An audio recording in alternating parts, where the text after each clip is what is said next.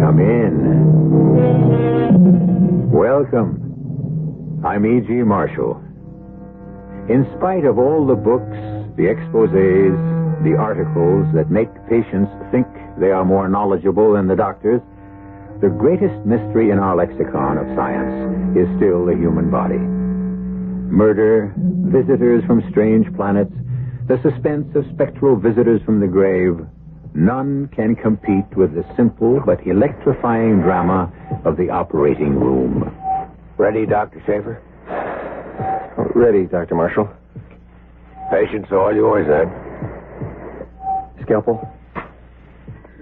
McBurney incision, sir? Up to you. It's what I'd use, but I'm not the surgeon. You are, Dr. Schaefer. There's nothing to be afraid of? Not on your sweet... no, sir. Well, then, why don't you begin?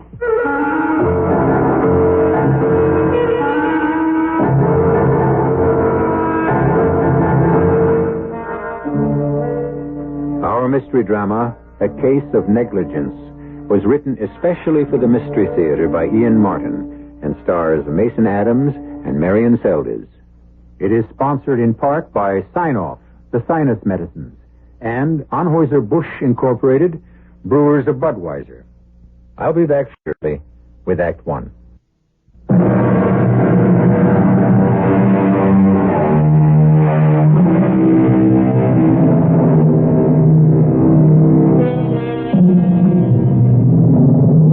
Time after time, I bring stories of death.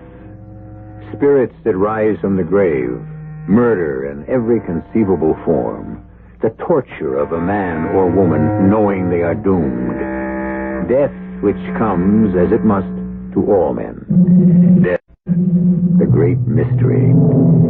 This story is about those men most concerned with it and with life. The doctors, in particular the surgeons, and the hidden danger they face. It begins appropriately enough in the clinic of a typical community hospital. You sit right there, Spud. Dad'll be right back with the doctor. No big deal. I don't need a hospital. Cheer up. It's only an emergency ward. What you do, got a hand? Get it caught in a cookie jar? Well, I guess you must have got roughed up by a tiger. No, I just got bit by Shadow. Who's that, a black leopard? A dog, Tommy. But he didn't mean it. Of course he didn't. Because dog is man's best friend. I'm only a little boy. A boy's best friend, too. Then they won't do anything to him. Oh, no, why should they? When he didn't mean it. You get bit, too? No. Just indigestion. Something old men get. I don't like to step out of line, Dr. Downing, but, with this sort of thing, it could be. I quite understand, Mr. Pollock. Of course we've had no cases of rabies reported. It was a neighbor's pet, but just to make sure... Excuse me. Are you Mr. Clay? That's me, ma'am. I'm Dr. Downing. If you're not in any discomfort, this little boy's father is quite concerned about... I know, Doctor. Don't you worry about me. I'm used to living with pain after 75 years. You tend to Spud. And don't be too hard on Shadow. Shadow? Party of the second part, the dog. He didn't mean to do it. If you'll take Spud into the first booth there, Mr. Pollock. Come on, son. We'll get you fixed up. Come on. Thanks, Mr. Clay. Yeah, got a grandson of my own. Know just how the boy feels. And I'm in no hurry. Well, we'll try not to keep you waiting too long. I'm all right.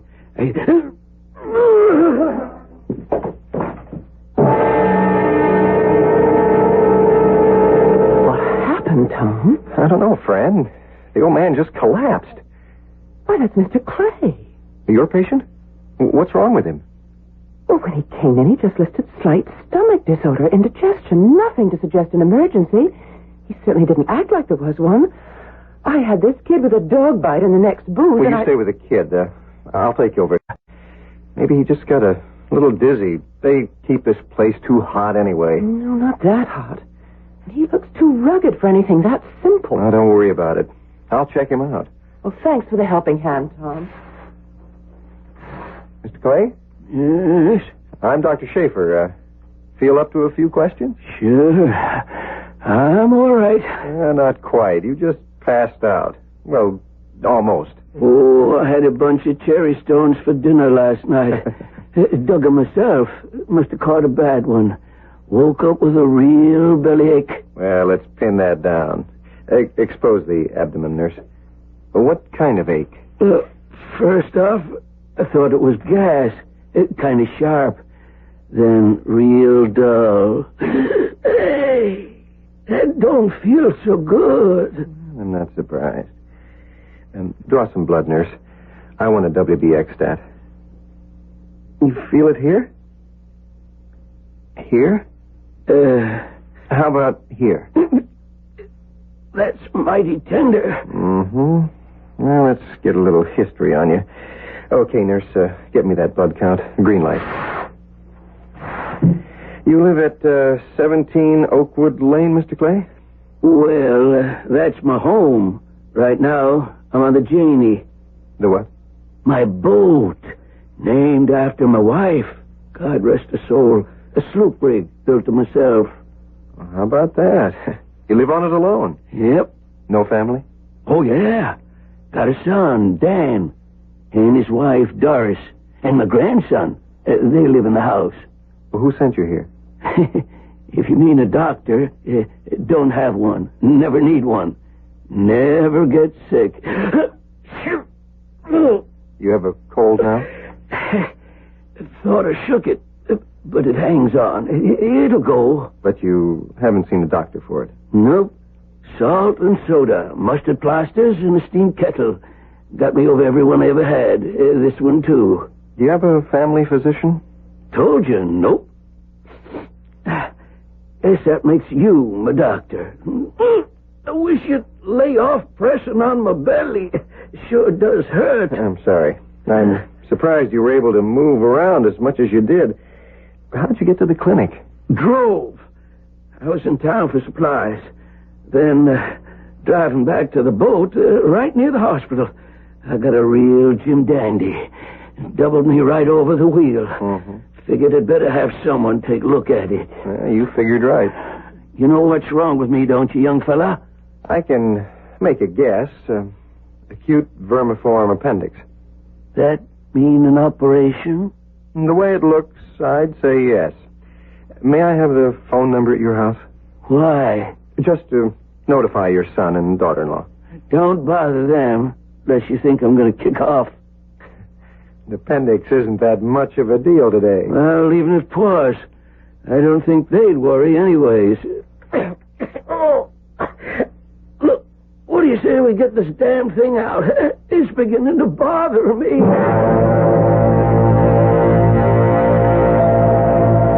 It's just superficial, Mr. Pollock. Keep the bandage clean and dry and come back next Friday. But supposing that dog had rabies? The dog will be checked out by the Board of Health. Right. If there's the slightest chance he has rabies, Spud will need shots, but there's no need to worry about that yet. Okay. We'll see you Friday. Well, isn't Dr. Giannano in attendance? A colectomy. Well, he won't be out for at least 3 hours. You better notify Dr. Marshall and have him schedule someone. I know that appendix has got to come out. What? Yes, Clay. C-L-A-Y. C as in Charlie, which happens to be his first name. Oh, so that's what was the matter with Mr. Clay. Are you admitting him as a ward patient? I got to. He's in through the clinic, and he has no hospitalization. I tried to reach his son. He's in court arguing a case, and the son's wife is at a bridge game somewhere. No family doctor? Nope. Says he's never been sick a day in his life. I can believe him. Oh, the old boy is as hard as nails. Well, I've got to get a more detailed history on him. Do you have to know all this guff about me? Well, you never know when it might come in handy. And it fills in the time while I'm waiting for your blood count. Now, let me see now. All the kids' diseases, measles, German measles, scarlet fever. Never had one. Any allergies? No. Have you ever had a bad reaction to penicillin or aspirin or... None. Unless that's one. That's your cold. Oh, that ain't what's bothering me, son. It's the pain in the gut. Oh, the blood count, nurse. Good. Let's see.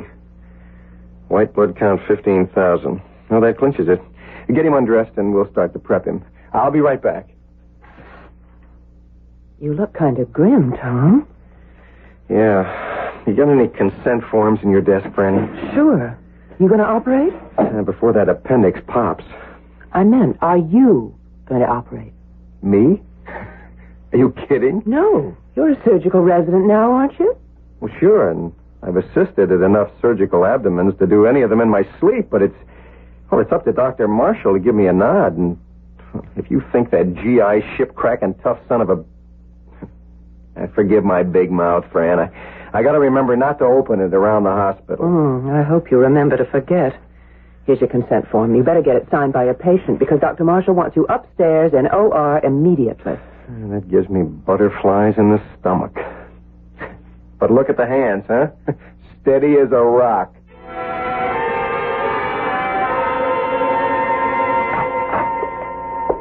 Well, Dr. Schaefer, you took your own sweet time about getting here. Well, as fast as I could, sir. I had to get a consent form from the patient. Did you get a history? Here, Dr. Marshall. Oh. Bit sketchy. What's the best I could do? This is red blanket, sir. The patient's already on his way up. Then you'd better scrub. And while you're changing, you can fill me in. Oh, yes, sir. How bad is this chest congestion? Bad enough to indicate a spinal. At your opinion, or the anesthesiologist? He concurred, sir. I mean, that's what he would have recommended, so he agreed. And we're all in harmony. Except for the patient. He agree? He's in a lot of pain, sir. I had to sedate him. He was a bit foggy by the time we got to deciding on anesthesia. I'd rather he knew. What about the relatives? Can't be reached.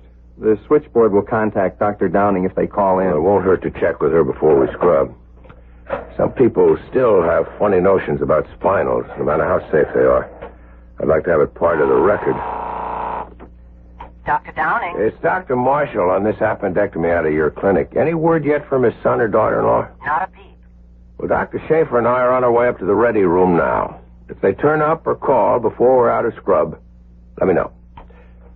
You all set, Doctor? All set. Then let's go.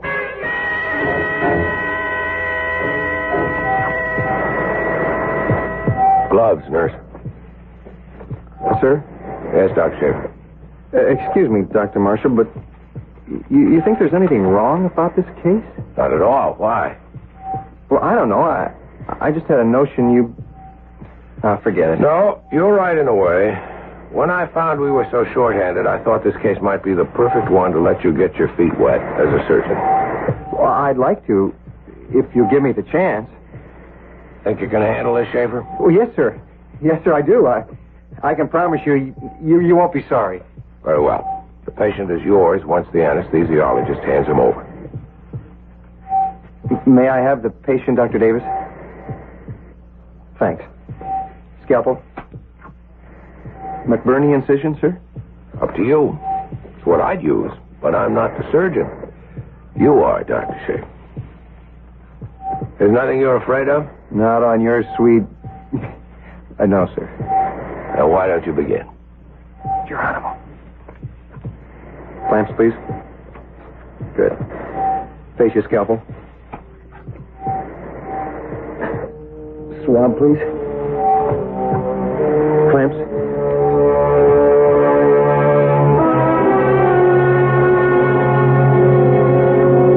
How'd it go, Brian? No problem. Finally got in touch with Mr. Clay's daughter-in-law. She and her husband are on their way into the hospital, breathing fire. About what? Well, they felt they should have been consulted about the operation before it happened. Simple appendix. Why not? Dr. Marshall. Yes, Dr. Schaefer. What? Respiratory failure. Why didn't you tell me sooner? No, I'll be right up. Mr. Clay? Yes. What? I don't know. Secondary result of the operation, perhaps. Oh, poor Tom. His first. It could be his last. I just have a miserable hunch your brother and I are in for a rough time. I hope we can keep you out of it.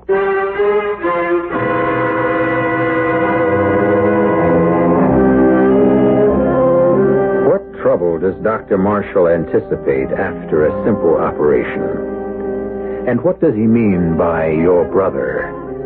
And why, without the threat of murder or violence or any superhuman agency, does the shadow of death and mystery suddenly unfold its shadow over the people we have met and are still to meet?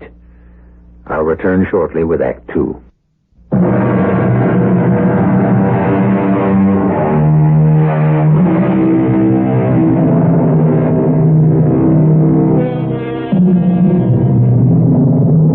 It is late in the day before the two missing relatives of Charles Clay arrive at the hospital. Doris Clay is a triumph of cosmetics over nature. But if you look closely enough, the eyes are small and agate hard, the turn of the mouth downward and mean. Her husband Dan is heavy set, not with muscle, but by indulgence. His air of arrogance and assuredness is the armor he wears to cover his weakness. I'm sorry we had so much difficulty getting in touch with you both. I was in the middle of a bridge tournament. I don't know why the message didn't get to me. I was in court arguing a case, and naturally they didn't want to interrupt. And after all, it wasn't anything serious, was it? Just an acute appendicitis. Well, we don't have to waste any more time talking about it. I'd like to see my father. Well, that's why I met you and brought you to Dr. Marshall's office. Why? What's wrong? We were assured this was a very simple Well, operation. it seemed that way at the time, Mrs. Clay. And how does it seem now? Well, there were some complications. If you'll excuse me, I'll let Dr. Marshall, the surgeon, and our chief of staff explain. I'll have him paged, and I'll send him right down. Well, isn't this just a dandy little mess? Take it easy, Doris. Take it easy. You should have been here to talk to your father before they operated. I was in court. I couldn't walk out in the middle of a case. But you could have walked out in the middle of a bridge game. I'm not his child. You are. I couldn't have persuaded him to change his will back. And even if I could, he'd have insisted on seeing you before he took any legal steps. You know that. Do I? He didn't consult me when he cut us out of his will. Well, he was angry at us then. Thank heaven enough has happened since that we're back in his good graces. We hope. Well, if we aren't, it's no fault of mine. I did everything I could to butter him up. I'm going to give you credit for that. Damn well right I did. Letting David spend half his time on that smelly old boat, cooking his clams and his seafood, even feeding that mangy old dog of his. Ugh, I could throw up when I think of it. But it may prove to have been worth it, baby. Even letting David bring that miserable apology for a dog back into our nice, clean house because... Dan. What, dear?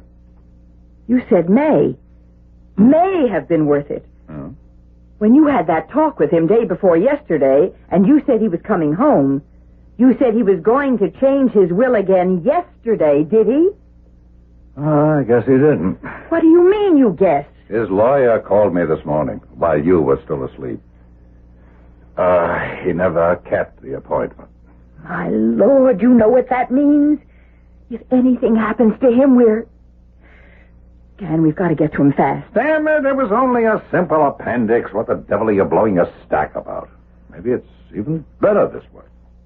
We take him home to recuperate, and it'll be a lot easier to bring him around. I hope so, because I'll tell you this. If he dies and doesn't leave us enough to clean up our debts, I'm walking out on you, Dan Clay. Mr. and Mrs. Clay? Yes. Who are you? I'm Dr. Schaefer. Dr. Marshall was concerned about keeping you waiting so long. He asked me to come down and talk to you. We don't want to waste any more time. Both my husband and I want to see our father. I'm afraid you can't for the moment. Why not? I'm sorry to tell you this, but he's gone into a coma. Coma? What? How? We haven't been able to diagnose it yet, Mr. Clay. The doctors don't even know? From what we can see, it has nothing to do with the operation. It looks like an infection or an allergy of some kind. And what kind? Well, possibly a transverse myelitis. I mean, an inflammation of the spine. What's the spine got to do with an appendicitis? Your father had a spinal anesthesia. It was necessary since he had a severe cold, and a general anesthesia could have proven dangerous. Are you implying, Dr. Schaefer, that the spinal could have been a mistake? Not a mistake. But quite often a post-operative reaction like your father's might be due to an allergy. Do you know of any that he had? Didn't you ask Dad before you went ahead? Yes. But at the time, he was in so much pain, and we had him sedated so that... excuse me. Dr. Schaefer. Tom, it's Fran. Are the Clays still with you? Yes? Try not to alarm them, but I think you'd better bring them up here. Brian asked me to call. It's Mr. Clay. What about him? He's gone into convulsions. I see. Well, thank you, Doctor. We'll be right up. Is that about my father? Well, yes. Dr. Marshall just sent a message for me to take you upstairs to his room. Oh, then he is conscious. I'm afraid not. Not yet. Shall we go? The elevator's right outside the door.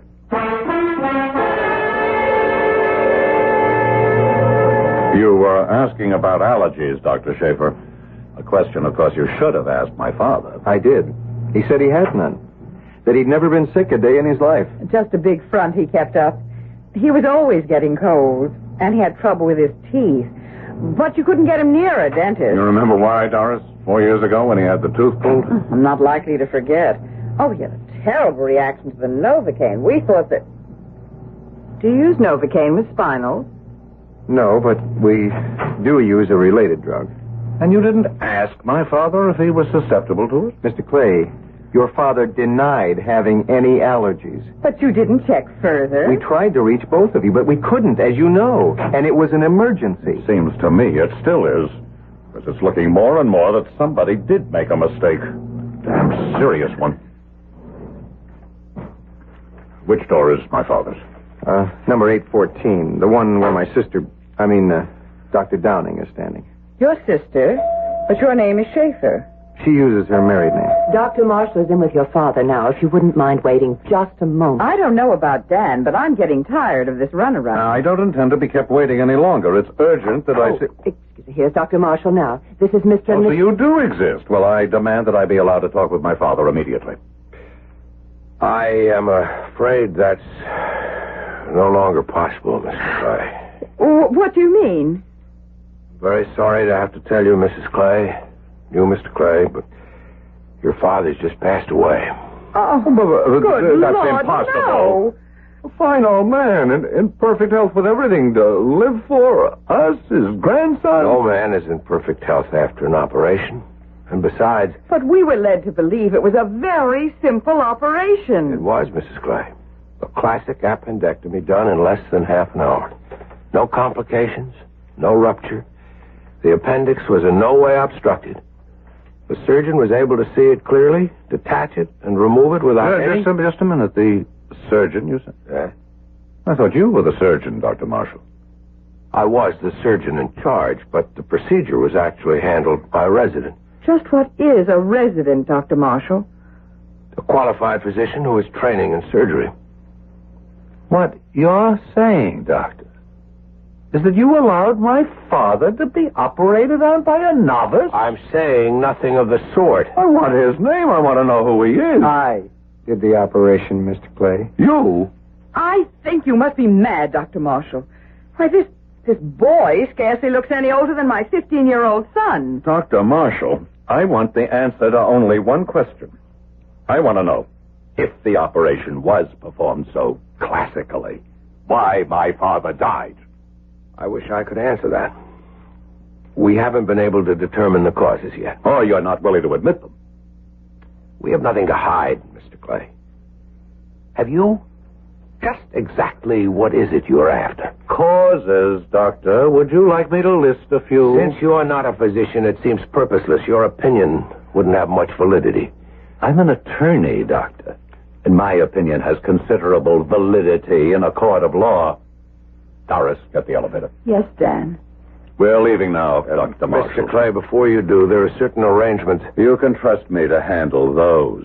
You'll be notified. I had wanted you to sign one document. What? For all our sakes, I think a post-mortem examination is indicated. Oh, for my dead body, if you want to add that to my father's. The elevator's here. I hope it's more efficient than the staff at this hospital. I'm sorry, Dr. Marshall. For what, Doctor? Well, if you want me to really be honest, mostly because a swell old guy I like died for no reason I can think of. I just hope it wasn't my fault. Well, how could it be? Just the anesthetic. We'll talk this all out later. Dr. Schaefer, grab a staff elevator and get down and make sure the clays are off our turf for the moment. And then meet me in my office. Check, sir. On my way. Brian, it wasn't his fault, was it? No, I don't think so. If there is any blame, and it rests on a lot of shoulders, it has to do with us all being human beings. What does that mean? A nice but stubborn old man who wouldn't admit age or infirmity. A doctor approaching middle age who lost his wife and fell in love with another man's. And a rapacious pair of people who don't deserve the title of human being, who had little love for a nice old guy until suddenly he died mysteriously. Why? I don't know about them. Only about us. I'm married to a husband who should have been a retired racehorse. He's a natural stud.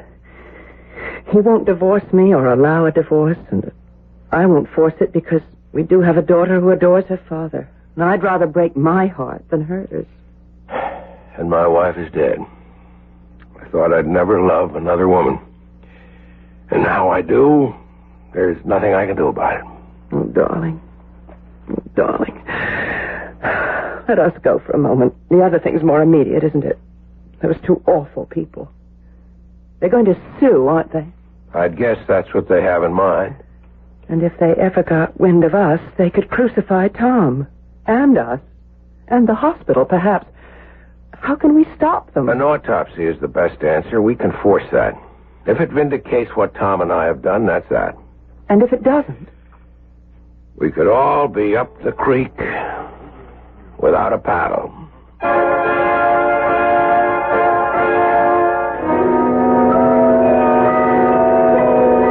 The doctor's dilemma. There is no more demanding or exacting and exhausting preparation for any profession. But there is still a small percentile of accident no human being can possibly foresee or devise against. Man proposes, but God still disposes. I'll return shortly with Act 3.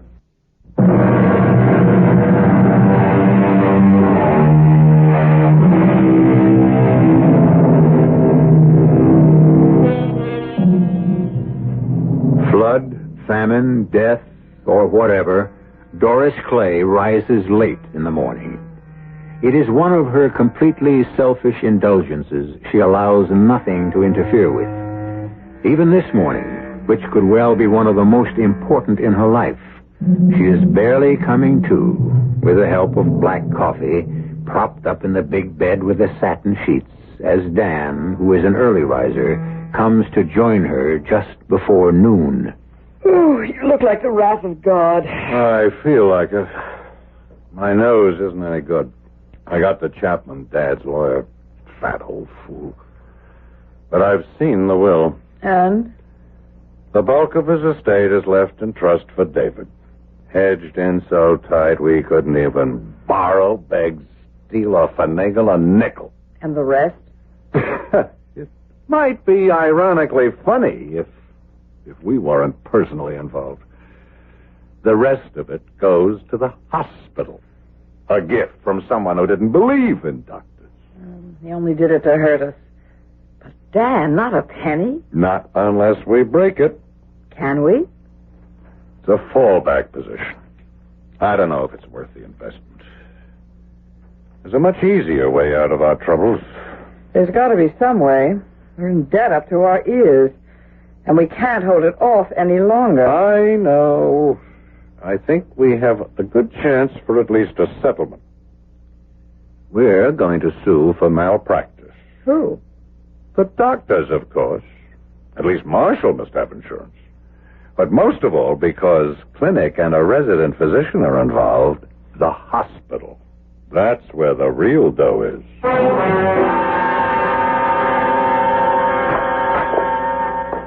Come in, Dr. Marshall. You know Mr. Clay. Yes, Mr. Wyatt. Mr. Clay is here at my instigation to see if we can't smooth out our differences amicably. I see no reason why we can't. I'm certainly reluctant to damage the reputation of this hospital for just one tragic mistake. If we can keep things quiet. What are you getting at? Well, until he sold out a little over a year ago, my father was Pioneer Furniture, one of the wealthiest and most influential men in the state. If the papers should pick up any hint that his death was, headlines, sell newspapers. Pick up what? There's no story for them here. Oh, isn't there? Even you doctors admit my father's death is an enigma. Doesn't have to be. If you want to render more than lip service. What does that mean? Give us permission to perform an autopsy. Haven't you mutilated him enough? You say you don't want to hurt any reputations, but you don't want to protect them either. I want my father to rest in peace. Mr. Clay, we're both lawyers. Why fight an autopsy? You know, under the circumstances, any court would grant an order to perform one. My object in coming here today was to keep this out of court. Meaning you want a settlement. Well, the wrong has been done. You can't prove that without an autopsy. It is the truth you want, isn't it? Of course. All right. Give me the paper and I'll sign it. How soon will we get results? By tomorrow morning. No. Very well. Then we'll know exactly where we all stand.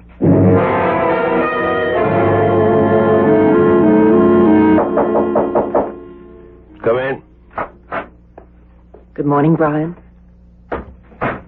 You got one of these too, Fran? A subpoena. I never had one before. You got plenty of company. You, me, Tom, Dr. Davis, and the hospital. The moment the results of the postmortem were in. But it was negative. I mean, cause of death unknown. It didn't prove any of us responsible. Unfortunately, it didn't prove that any or all of us weren't. There's one easy way out of this. What? I resign as chief of staff, take the blame, and make the best settlement with Clay that I can out of court. But why would you do a thing like that? None of us is guilty of anything. He has no case. Darling, the danger here is you and me. But we haven't done anything wrong. No, I'm rather sorry to say, no sin of commission. But a hospital is like a school or a small village, and the grapevine trembles in the slightest wind. If Dan Clay got any notion that you, a married woman, have any concern for me, and that I, because Tom is your brother, made any special consideration to allow him to operate... But you've done just the opposite. You've almost held him back because of that conscience of yours. I know that, my darling. You know it. But does the rest of the world? Long before all of this happened, I've been trying to face the fact that I should go away and leave you to... To Alec. In and out of any other bed he can find. Oh, no. You don't walk out because of me. Maybe it's time to get it all out in the open anyway. I can't protect my daughter much longer. She's getting old enough to know about her father. And we can take it as long as we know we're right. We are, aren't we, darling? As God is my judge, I believe so. Then what killed that poor old man? Nothing we did. I'm sure of it. The question is, how can I prove it? Dr. Marshall. Yes, Mr. Wyatt. I know. Yes, of course. I can't promise that we can't. I know, sir. Much better. I have Dr. Downing with me now. I'll round up the others and join you in your office. What was that? Mr. Wyatt wants us, Tom, and Dr. Davis up in his office. He's gotten Clay to agree to a pre-court hearing. It's worth a try to keep this thing from getting out of hand. Just a quick explanation of what an examination before trial consists of. This is Mr. Cooper, who's a court stenographer. He will take a complete transcript of everything said here, just as in a court of law. Though there is no judge present here, everyone will receive the full transcript, and you'll be bound by oath to whatever statements they make. All right, Mr. Clay. Thank you, Mr. Wyatt. Dr. Downing, you admitted my father to the clinic? I signed him in, yes. Did you bring a copy of the roster for that evening as requested? I did. Was there a patient named Spud Pollock on that roster? Yes. But according to this, he was fourth in order after Charles Clay, and yet he was taken ahead of him. Well, the child had been bitten by a dog. It was an emergency. And an acute appendix is Well, not? at the time, I wasn't aware that... How could you be, since you hadn't asked?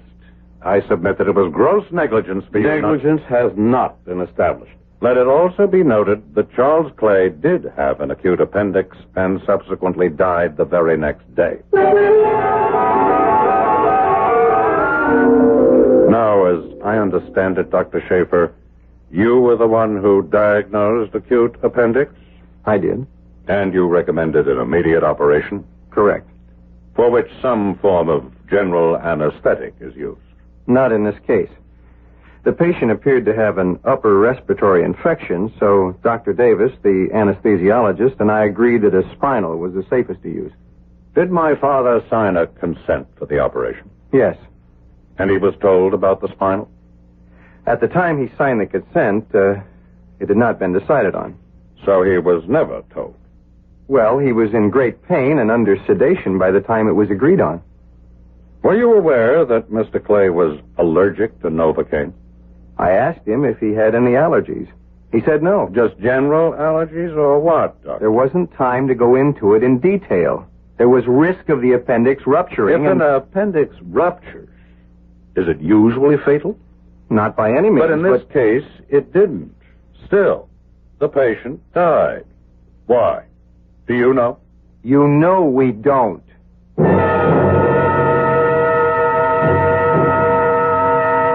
Dr. Marshall, I received a copy of the autopsy report. Quote, death by respiratory failure and or cardiac arrest due to cause or causes unknown, unquote. That doesn't rule out an allergic reaction to the anesthesia, does it? No, but... And when my father was examined before the operation, there was no indication of any other serious condition other than the inflamed appendix? That's substantially correct. So what will you say in court, Doctor, when I ask, would Charles Clay have died if there had not been an operation? Don't answer that, Dr. Marshall. We'll wait till, or if, we get to court to argue that. You are married, Mr. Clay? I am. Any children? One, a boy, David. Were you and your father close? Yes, we were a very close family. So your only reason for bringing suit is to punish the parties you deem responsible for the death of your father? Correct. And any money you might be awarded is secondary, of course. It's of no object. I see. Your father didn't live in the same house with you. No. Where did he live? In an old boat he built. Why? He liked that kind of life. Even in a freezing winter he thought was too much for his dog to stand? Dad was getting old. We liked to indulge his whims. That's what he wanted, so we gave in. It wouldn't be that he was tired of indulging your whims and paying your debts. Did your father leave a will? Well, you know he did. You subpoenaed a copy of it. But he was going to change it. A blow for the hospital it would have been, wouldn't it, to lose all that bequest? I won't even dignify that with an answer. I want to read only one part. I bequeath and trust to my grandson David all the rest of my property, real or otherwise, etc., etc. And I charge him and or his trustees to maintain until his death my friend Whiskey. He and David have given me the only love I ever knew. Whiskey? My father's dog. We've been taking care of him. Better than your father, I hope. Whiskey was old and sick. He had to be put away. A deliberate act, Counselor. Not like my father, who was lost through negligence.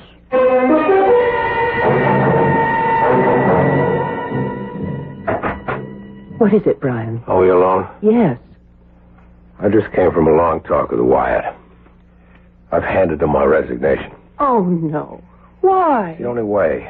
Wyatt had Clay backed against the wall at one point, and he really opened up and threatened to fight dirty. He's so desperate. He'd ruin Tom's career and yours. Mine?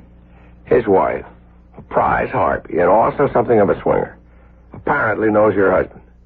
In return for all the phony dirt he could hand her about us, she promised to make sure they discredit you enough in an open trial so he could get custody of your child. Well, I'm not going to let you sacrifice yourself for me and Tom. It isn't only that.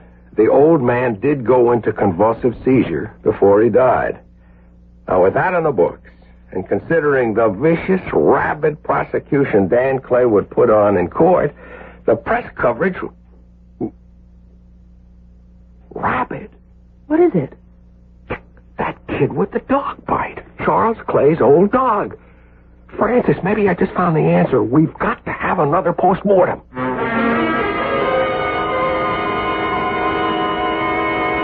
The second autopsy, Mr. Clay, when we knew what we were looking for, lists final proof. In the cornuomonas, the characteristic inclusion bodies of negri were found. In layman's terms, your father died of rabies, which he got from his dog, Whiskey. But the dog never had convulsions. There are two forms, the furious and the dumb. In the second, the dog is just lethargic and comatose. He looks old. My father never was bitten. The saliva of the dog, when someone fondled him, if there was any break in the skin whatsoever, would have been enough to infect him. You're just lucky you had that dog put away before he infected your son, David. Now, get out of here before I give you a valid case to prosecute. Assault and battery. Well, that's the end of that. And the beginning of us. What do you mean? Oh, I'm just realizing that I'm the one who's really guilty of gross negligence. Brian, my darling, you think you can forgive me? I don't know. I'll spend a lifetime trying.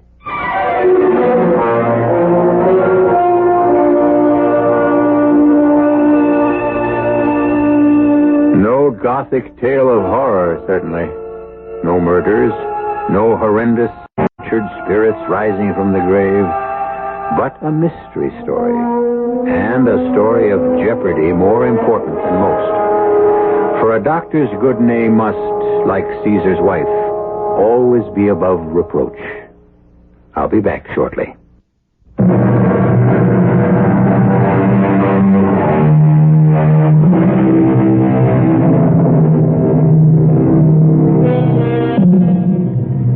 A few footnotes to a compelling story.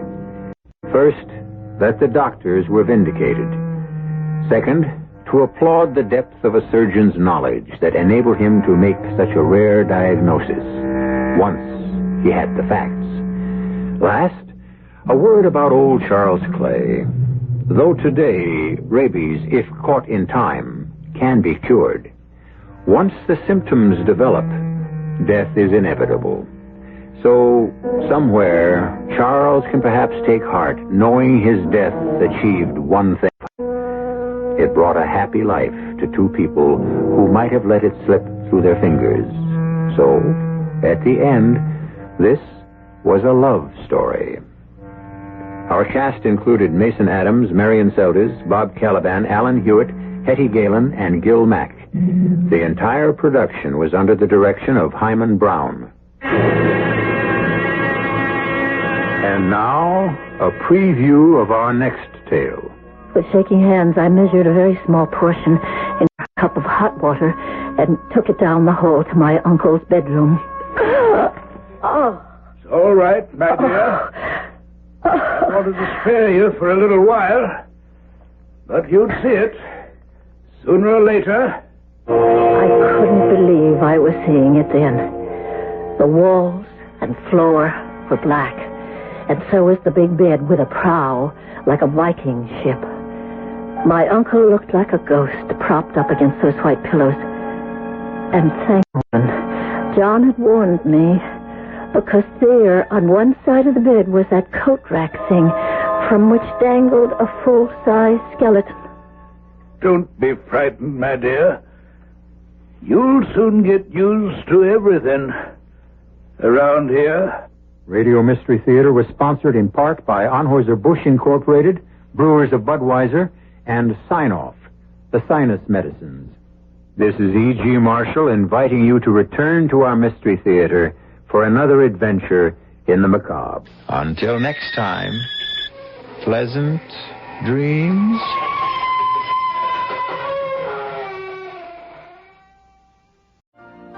You've been listening to the OTR Gold Network. Find more classic radio at otrgold.com.